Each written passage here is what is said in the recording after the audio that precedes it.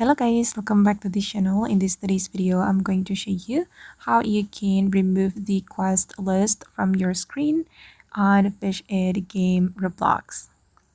Okay, let's get into it guys. As you can see, here we have a lot of quests that we need to complete, and sometimes it can distract us while playing the game.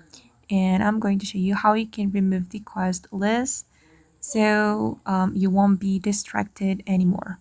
If you want to remove it from your screen, guys, you just need to click on this button right here. Just tap on that, and as you can see, that the quest have been removed from my screen, and it helps me a lot in playing the game. Okay guys, and that's how you can remove the quest list from your screen and Fish It game on the vlogs. I hope this video will be useful for you guys. Thank you so much for watching. And if you found this tutorial useful, don't forget to like, comment, share, and also subscribe to this channel. Bye!